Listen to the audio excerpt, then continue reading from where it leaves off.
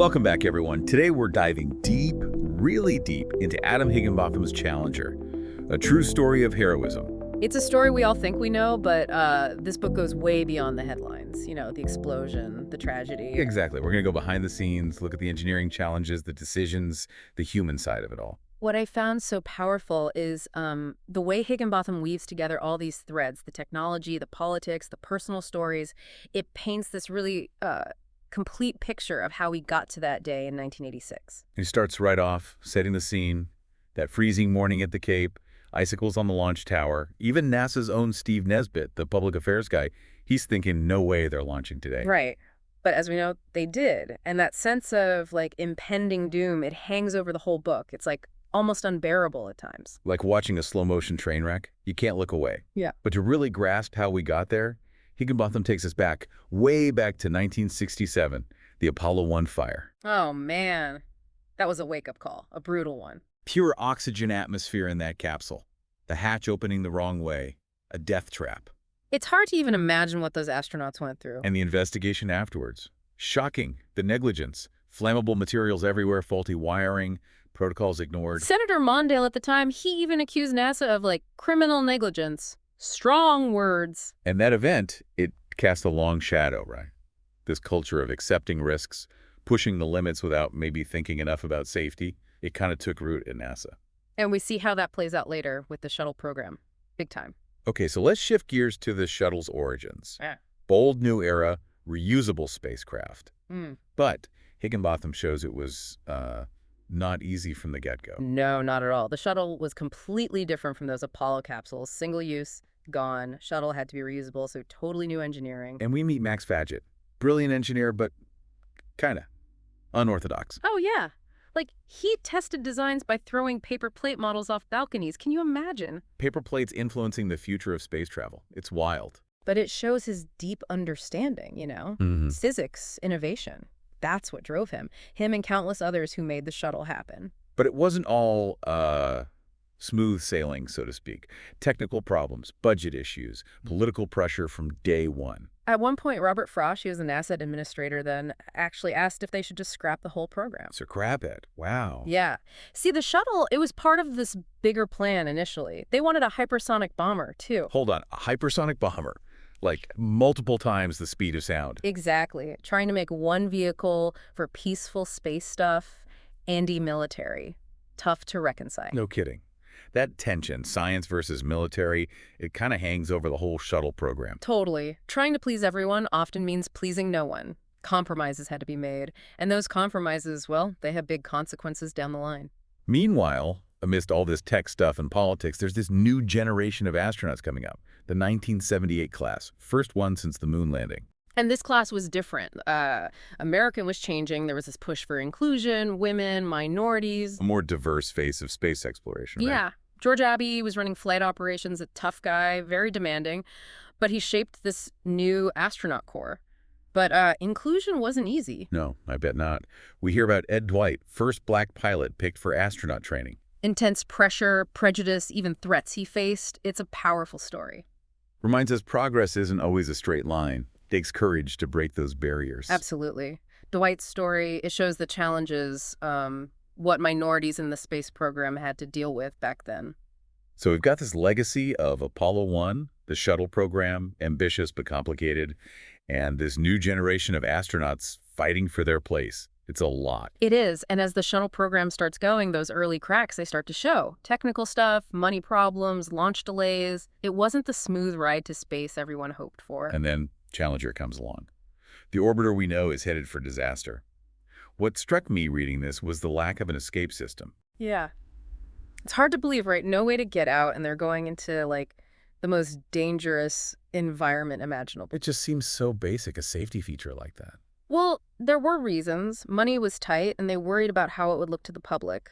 Like, an escape system makes space travel seem riskier. So they're risking the astronauts' lives for, what, good PR?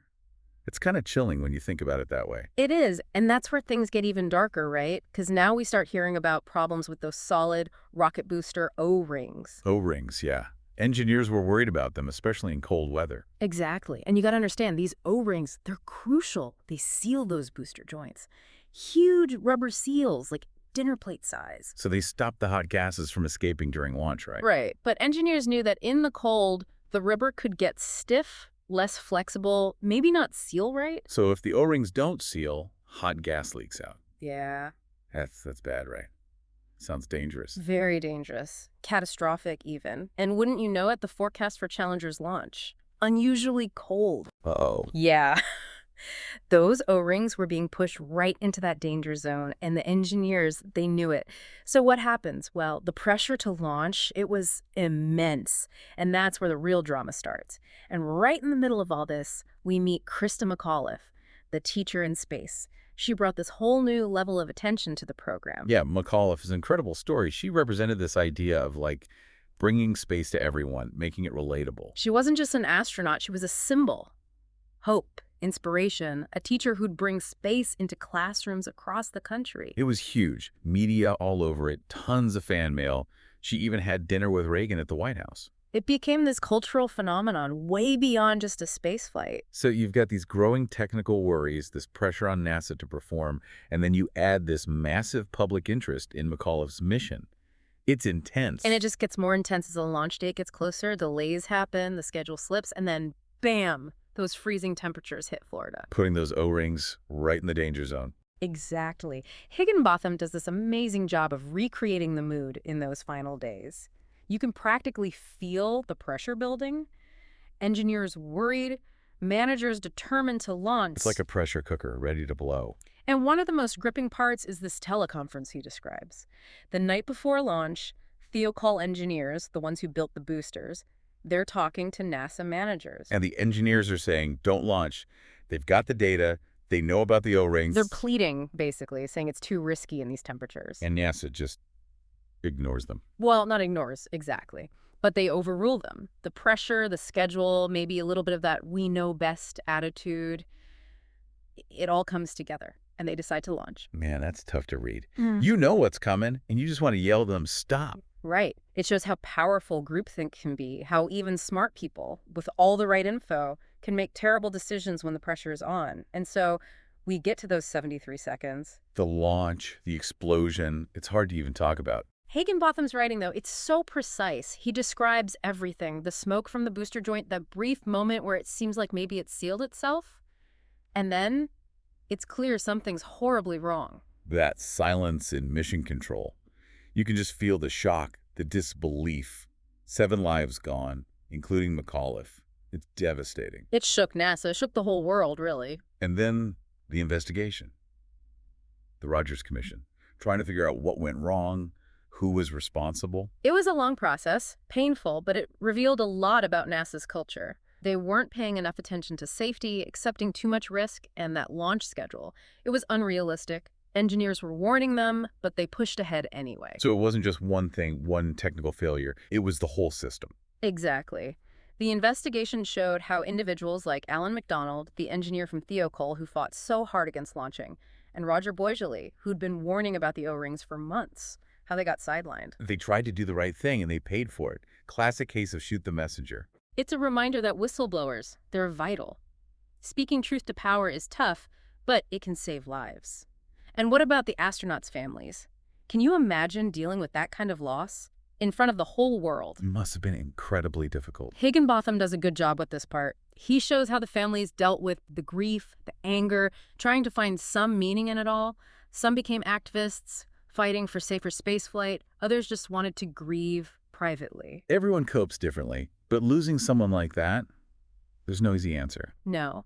And the Rogers Commission, there's this incredible moment where Richard Feynman, the physicist, he does this demonstration with ice water. Simple, but it proves how those O-rings lose flexibility in the cold. Like he showed exactly what the engineers had been saying all along. Right. And then there's the question of the crew, those final moments, did they know what was happening? Tough to think about. Officially, they probably lost consciousness quickly, but there's evidence in the book that maybe some survived the initial explosion, tried to do something. Makes it even more tragic somehow. They were fighting to the end. Yeah. After Challenger, NASA changed a lot. But the book makes you wonder, did they really fix the culture? Those deep-rooted problems, the complacency, the pressure. Challenger wasn't just an accident, it was a symptom. A symptom of something bigger.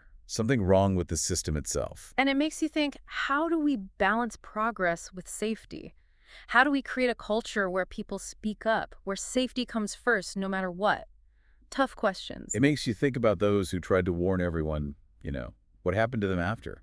That's what's so good about this book, actually. Higginbotham doesn't just focus on the tech stuff. He goes into the lives of those affected deeply. Like McDonald and Boisjoly, the engineers. They tried to stop the launch. What was it like for them after? Tough. They got a lot of scrutiny. Some even had trouble in their careers because they spoke up. Boisjoly especially. Oh. Some people at NASA, they shut him out, blamed him, and he had to live with the fact that his warnings were ignored. Imagine that. It's like they did the right thing and got punished for it. And what about the astronauts' families? How do you even begin to deal with a loss like that, with the whole world watching?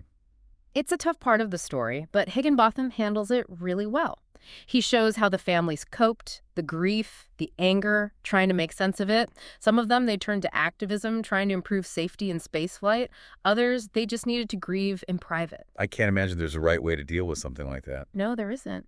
So, looking back at Challenger through this book, what are the big takeaways? What can we learn, even all these years later? It's a lot to process. For me, it's a reminder that progress, especially when you're pushing boundaries like space exploration, it's never a straight line. There are going to be setbacks, mistakes, sometimes tragedies, and it's how we respond to those failures that really matters. Makes sense. And we also see that even in a field as technical as spaceflight, the human element is everything. Communication, leadership, making the right choices. It's not enough to just have the best technology. Yeah. Nope.